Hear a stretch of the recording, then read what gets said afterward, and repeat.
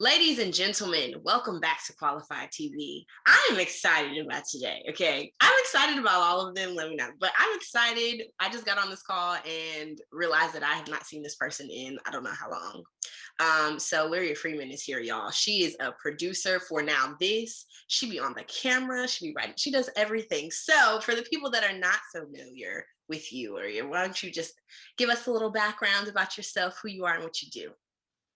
Yeah, of course. Hi, Jalyn. It's so good to see you. My name is Luria Freeman. As she said, I'm currently a producer at NowThis. But as far as my background goes, I'm from Chicago, Illinois, the city of Chicago and not the suburbs. I I went to the University of Missouri. I got my degree in magazine writing. I've done internships at Vibe Magazine as well as Entertainment Weekly. I landed at Now This News as an editorial producer. But I just love telling stories. I've always considered myself a storyteller and a writer first. So I really just made my ambitions known. And I was able to work my way up to what I'm currently doing, which is producing and corresponding. And at the moment, I'm leading a Now This Kids channel that we're running. That is so cool. Okay, so I just have so many questions because you're at NowThis and going back, I guess, even back before Mizzou, back for your time, did you always know that you wanted to be in a writing role, in a content creating role? Oh, I always knew I wanted to be a writer.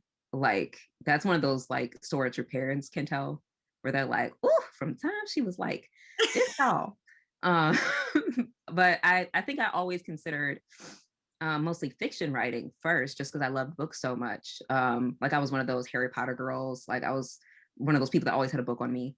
And I think just as I got older, I got more like practical, and I was just like, well, journalism seems like the best way for me to do that. Not that journalism is lucrative, because it's not, but Mhm. but it's between like a journalist and a novelist. That one seemed like it made more money, so I was like, okay, I could do that. But yeah, I've always wanted to write. I'm actually currently considering further education to pursue other types of writing. But yeah, that's always been my jam. Okay, okay. So, and I know you talked a little bit about earlier, you're producing, but you're also corresponding. So you are holding a lot of different hats and a lot of different roles. If you had to sum yourself up into like, this is my role, this is me, what would you say? Would you say writer? Would you say storyteller? Yeah, I guess storyteller is really the easiest for me to reach for, because whether I'm crafting someone's narrative for print or whether I'm crafting it for video, I prepare for the interviews the same way.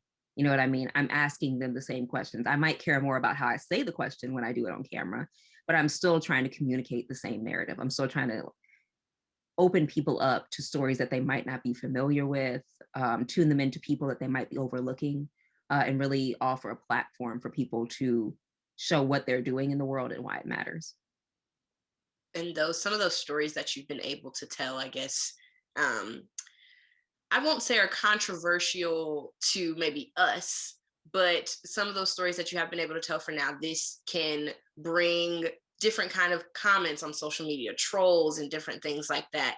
And I don't know how if you've had to run into that, being kind of the one of the faces of now this, and how you handle when you get some of that feedback from people that either are not trying to understand or don't want to understand or have their own feelings about what you're doing. For the most part, I really don't read comments. And if I do come across a bad one, it's like, thanks for being a fan, thanks for watching. Because it's just a view at the end of the day. It's like it doesn't, you had to watch it to hate it. Um, but I don't know if I've come across anything specifically about me. I've been blessed in that way so far. But I've definitely seen it about other people. Obviously, because the social media where now this mostly lives is on social media, and just in general is like a very dark place where people go to show the worst of themselves for a lot of the time. But so far I haven't, which has been a blessing. What are some of the favorite stories that you've been able to tell while you've been in Albus? I feel like I always reach for my interview with Centoya Brown Long. That was really special to me just because I pitched that story myself. I think I helped book it myself, and it wasn't something that now this was looking at first. And once we got her in and like my higher ups kind of realized who she was, it was just like, oh yeah, we want to sit down on this interview and we want to see what's happening. And I was just like, oh, okay. But that was really nice just because she was so sweet. And just really, after reading her memoir, I think I watched part of a documentary that had been made about her, but it was nice to hear from her in her own words what that experience was like and where she sees herself going on from when she was released from prison was just really powerful. Speaking with Lena Waithe was fantastic because she's also from Chicago. So it was like, girl. Connecting. But that was also really nice because I think I've had the best experiences with people who just come to me really humbly. Like I a lot of talent that I meet, it's like, especially if I go to a junket for a movie or a TV show, which is where a lot of press are just running through the same talent all day long, and it can be really long days. But I've had the best experiences with the one who treat each person like the first person and are just really gracious with you, and they understand that like they might be really tired, but you still have to get what you need from them, and it's a business exchange at the end of the day, and they just want to make it as pleasurable as possible. So Lena Waithe, Centoya Brown Long, um, I don't know. I've had a lot of good experiences. I got to go to London. Like I don't have any complaints really. Have you been starstruck by anybody? I feel like the closest I've gotten to starstruck, well, when I met Jennifer Lopez for Hustlers, that I feel like you can see it in the interview. Like I stumble a little bit. It's just like, oh, look at you standing there, sitting, looking all perfect. Oh my God. Is she as perfect in person as she looks like on the screen? Yes. Yes. That's And then you just walk in the room and she's just like, go. And I'm like, girl, let me get my question out.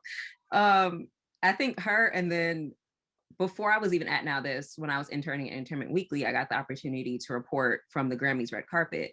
And I met India Ari, and that was just, I forgot words. I forgot words because I'd been listening to her music since I was like 10. And if you ask my dad, that's my girl. So I was just, I was not present in my body.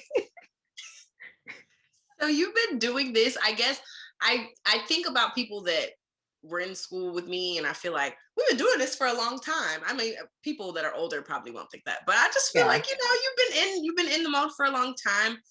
And I know personally for me, coming through the J school was kind of hard finding my voice and being comfortable with that. So what was your journey like trying to find your voice, but also not finding it, being comfortable and reporting the things that are important to you and talking about the things that are important to you? Yeah, I think it feels like a long time because we went through that Missouri method of like we were working before we graduated. We just weren't getting paid for it. And I mean, not very uniquely, my J school experience was pretty hard. I encountered a professor who basically told me to change my major, that she didn't think I was cut out for journalism because I was struggling with something in my personal life that was leaking into my schoolwork and making me less competent. And there was just no inquiry about that. There was no concern about that. It was just like, you just need to change your major and get out of my face. Which of course I didn't. I got my journalism degree. And now look at But you. I know, right? Let me pull back up to Columbia, Missouri, but it's fine. Okay, go start on real quick. But as far as finding my voice, I would say that the past 5 years has been a good time to find your voice as a journalist, just because I think we've started to unpack the dishonesty and objectivity, that it is not a bad thing for you to have an opinion and to voice it, and is not a bad thing for acknowledging that those opinions can affect your work. Um, I don't feel bad about being on social media and speaking about things that I dislike about presidential administrations. You know what I mean? Like, I don't think that's going to affect my work. Never mind the fact that I work at a very progressive place and a lot of people that I work with are very like-minded, but it's at a certain point, it just becomes fact to call a spade a spade.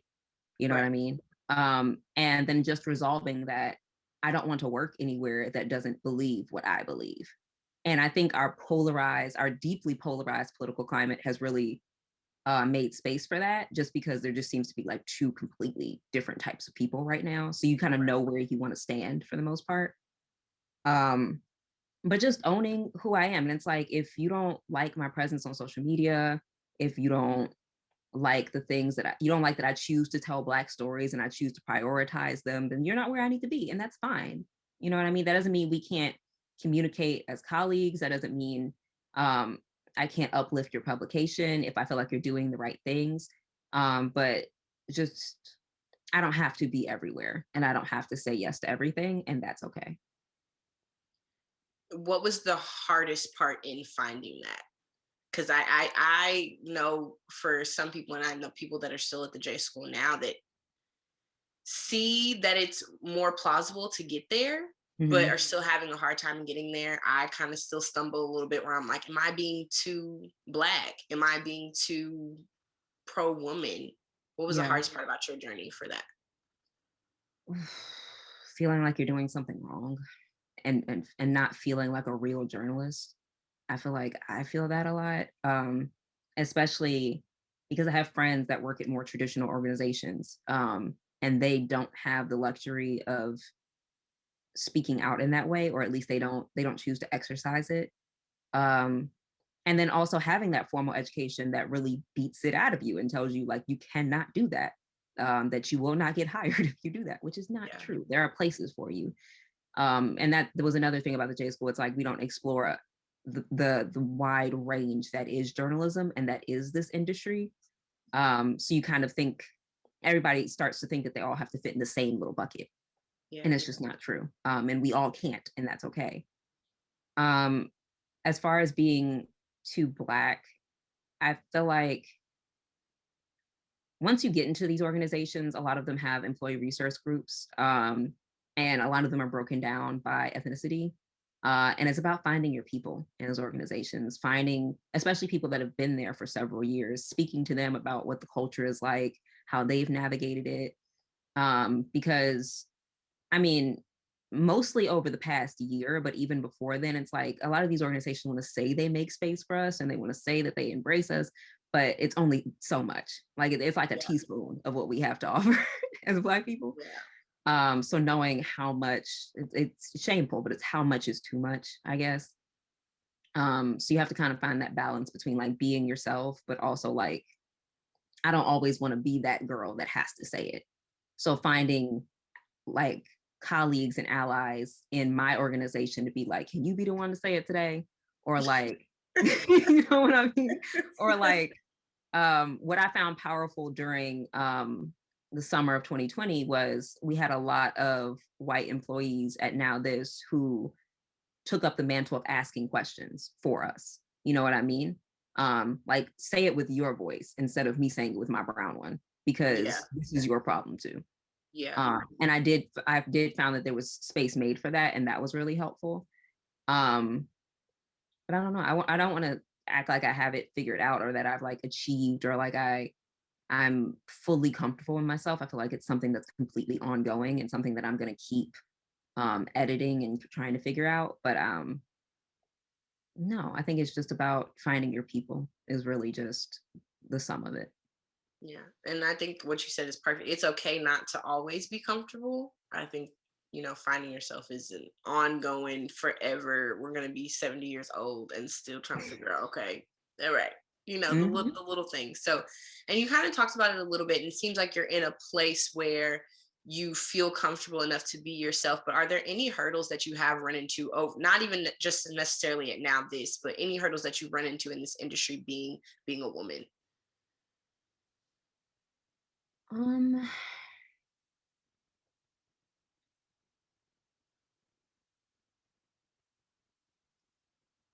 Women and men just communicate very differently.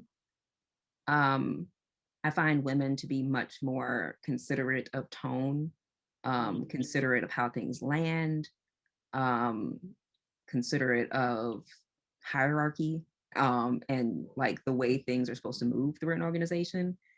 Um, so I've run into my fair share of white males, and even some white females that like don't that aren't self-aware in the way that I would like them to be, when they're communicating with people. So that's been an issue. And then I speak to my higher ups about it sometimes, but I'm also like not a quiet person. So finding finding a way to like slowly direct in a way that's better for my workflow. I've gotten good at that. Um, but I feel like I feel like to the extent that I've been in the industry so far, that's just what I've noticed, that communication is very different. And on the flip side of that, is there anything that you've run into that you're like, I'm so glad I'm a woman? Like anything that, because I feel like we always talk about like the hurdles of being a woman or hurdles of being a Black person. But I feel like sometimes there are moments where you're very empowered being a woman in the space that you're in Yeah, I'm happy to be a woman every day. This every is day. where it's at. This is lit. It is. It really is. This is the club I want to be in. I am so blessed for this favor, and to be trusted with this Yes. responsibility. Um, but I think I think mostly in situations at work when I'm working with other women. Last year, I think it was last year. What is time anymore? It doesn't Um, at this point. It doesn't. It doesn't. I think it was last year. I was working on this series for Secretary Clinton and her daughter Chelsea, and they had reached out to Now This because they were producing a book called Gutsy Women, and I was asked to produce it, which essentially meant that I was like in charge of like what graphics went into it, what images we used, what assets we picked, and then also running the interview with them and the women from their book from the background, which meant having the courage to be like, Miss Clinton, we're gonna move on from that question. Chelsea, please be quiet while we move on to this. And it's like, okay. Um, which takes like, ooh, sweating. Yeah. Um, but that was just super empowering because now this is known for having pretty much an all woman studio team. So it's like when people come in for in-person interviews, they're just like, oh, I love seeing all women behind the cameras, women producers. Secretary Clinton comes in, oh, I've watched your videos. And it's just in moments like that, it just feels like it's a club and you feel good to be in it. You know what I mean? I've always had that experience every time we've had a really powerful woman come through. Now this is just they're excited for what they see. They're excited to be a part of a project that is being worked on and uplifted by women. Um, I just like how, for the most part, we take care of our own. You know. For sure. What is the all-time favorite part of your job? You get up every day and you're like, yes, I get to go do this. Ah, I love an interview day, which has been, it's not as cool now when like I have to do it from literally right here Yeah. in my house. But to get ready to go into the studio, Lord knows I love to look cute. To get to meet a person that I revere, and that we've worked it out for them to come in, I can ask them all my questions, and then for them to be like, good question. And I'm like, but I love that. I love a pub day. It's like your baby being born. It's like Christmas. Like I love Mhm. watching a new video published.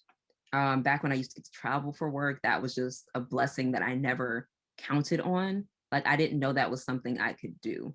I think I got to Now This, and one of my coworkers was going to London for the Mamma Mia junket, and I was like, "We get to travel, we get to go places," and it was Okay. just, I'm on board. I am on board. I was like, "So where? Who do I talk to? Where do I?" Sit down?" I just, yeah, I just love all the outside parts of my job where I get to be out actually doing the things. But I think I'm learning to love this part of the process too, because I'm really building something right now, especially with Now This Kids, as we're building out this new platform, and we're trying to figure out what it is and where it's going to go. Um, I'm just excited to see what it becomes and what it allows us to do and what partnerships that can grow from it. So when we do open back up and you can be in person with your subjects, and not yet, y'all, we are still in a pandemic, okay? We in a panini. We are in a panini. Like, please keep your mask on, okay? It's burnt. I don't like it. So when we do open back up and you can go back into the studio, if you had it your way, who would be that first interview back? Oh, that's so hard because I feel like that's so subjective on like what's happening in the Yeah. world. Um, Or give me a top 3 that you want to interview that you haven't had the chance to yet. okay. I'm really quite sad because Cicely Tyson was on my list. And then we just the minute she announced her memoir, I was like, oh, she getting there, y'all. We got to do something. And then she was just she has transitioned. Who's on my list? I feel like Will Smith is definitely on my list because he's just so much fun. And I just know he would be nice, and I just know it would be a great time. Yes. Will Smith is definitely on that list. Angela Bassett. Ooh, good one. Very good one. Oh, I just feel like I would be so nervous, but I feel like she would be fantastic. I think she would just feed into you. I feel like you would leave that interview so just like.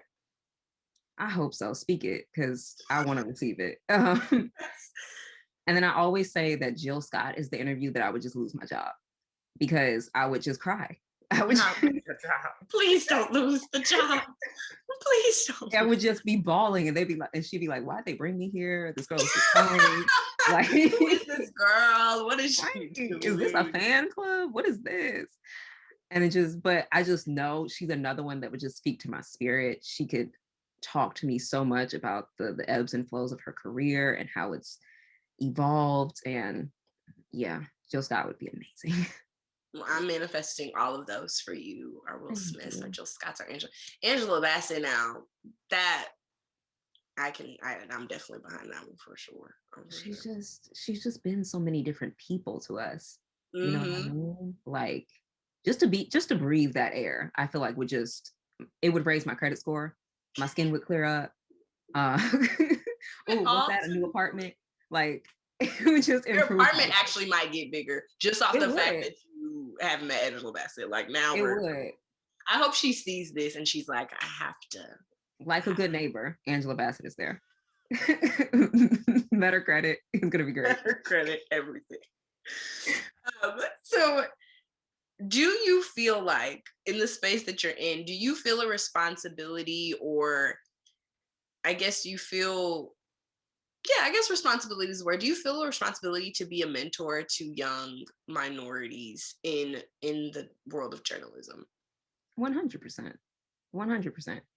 I tell every group of students that I speak to reach out to alumni. I share my information with them because this industry is way too much about who you know instead of what you know. And you have to jump through so many hoops just to even show what you know. And there's not enough Black women in general in front of the camera, nonetheless behind it or even behind the pen a lot of the time. So I feel like it's my responsibility to share what I know, which isn't a lot, but to share that hustle, to share that drive, to share that I did not get here overnight and that it was hard. And I'm only here because I wanted to be so bad. You know what I mean? So absolutely, 100%. Is that ever a burden to you? No, not really. Especially when it comes to talking to Mizzou students, because like I trust Mizzou students. I know that they were raised right. You know, I know they got education. Like I know they know what they're doing. And then if people ask me questions, I'm willing to answer questions. Like none of this information that I hold is mine to own. You know what I mean? Mm-hmm. I don't, why am I gaining these skills? Why am I gaining this intel if I'm not supposed to share it? Like it's just, I think it goes back to the idea of representation. Because if there's just me, not everybody's going to want to look at me. Not everybody's going to hear what I want to say. Like, I'm not going to be the girl for everybody. Yeah. So we need to uplift more brown girls, more people of color, more brown guys. So you have somebody to look at. So we have more possibilities for people that are coming up. You know what I mean? Because you're not going to be everybody's cup of tea. And No. you don't want that you being. I always think about, I don't like being the only one in the room. Mm-hmm. There are some people that like being. I don't like that. No. I want to have other people in the room that I can look to and be like, this is not my steez. Like you need to. I'm not that. That's not me. It's what we're talking about. How like we're always saying that Blackness is not monolithic, but then there's people who want to be that The only one. monolithic voice in a room. Like, how'd that work? I don't understand. It Because doesn't add up. It does not add up. what No, I are don't you want that. offering all these other different shades and personalities of Black people? Like, who are they supposed to look to? You know what I mean? And that's the importance of telling Black stories in general. I want to show the Black comic book designer. I want to show the Black gaffer on the show that you love. I want to show the Black showrunner if you want to be a boss one day. You know what I mean? Like, you have to not only reach back and like show how I do this job for other people, but also show them the wide expanse of what they could be. Yeah. Where does Luria want to be in 5 years? Employed. Okay. You over like that's real. Please, Lord, just make sure I'm employed. I mean, it's been a hard year in journalism. Yeah. I am I can't very believe that blessed we're a year that like into. I only went from the studio to my house. Like, I didn't have to go to the unemployment line. Yeah.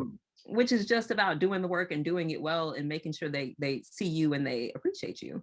But I feel like I've spent a lot of time thinking about if I was to ever leave NowThis, where I would go beyond that. And that's about more so better defining what I do and what skills that I'm gathering. I don't know. I wanna do all the things. Like, I want to stay on camera. I want to stay interviewing people. I want to stay traveling. I want to stay writing.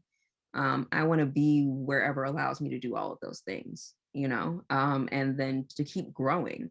I'm trying to learn what I can about video editing. I'm trying to learn what I can about production, from all different levels.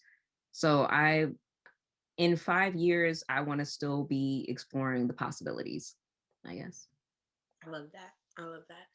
So my last question that I have to do for my guy Steve, what makes you qualified to do what you do?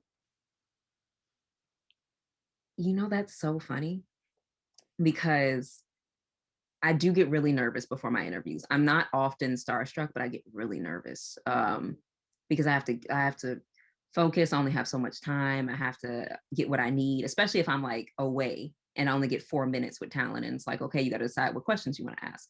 Yeah. And before I leave my room or before I get ready, I'm like, you are qualified. You are successful. You are talented. You are blessed. And it's going to be okay. Yeah. And I tell myself that to calm myself down. Yeah. Because I'm where I'm supposed to be for a reason. And the fact that I did not dream this for myself and I still ended up here qualifies me. Yes. You know what I mean? Yes. Like, my manager doesn't qualify me. NowThis doesn't qualify me. I am divinely qualified. And that's enough. All of the girls have got on here and talked about the Lord. So come on, Lord. We gotta give credit where it's due. It's all due up there. All of the girls have gotten on here and talking about the Lord. If you do not know the Lord, get to know him. Okay. I mean, nobody that's been through struggle is on here not talking about Jesus. You know what I mean? Yes. That's the truth. And that is the truth. So shout out to the Lord. Shout out to you. Shout out for you being here. Tell the people where they can find you, where they can find NowThis and all of your beautiful work. Yeah. You can find NowThis on Instagram, Twitter, Facebook, YouTube at NowThis News. I believe is the handle across all of those platforms. My Twitter and Instagram handle is at Lulahoop, at LULAHOOP with a little underscore. We're putting out NowThis Kids interviews, I think twice a week at this point. You can find that on the NowThis Kids YouTube channel. Share it with your little ones, share it with the parents in your lives. And follow me on social media for everything that I do. Follow her. Go give her a follow and follow NowThis because they're great. They are great. Thank you so much for sitting down with me. Happy International Women's Month. We love being women and women are awesome. So thank you so much. It's lit. Thank you.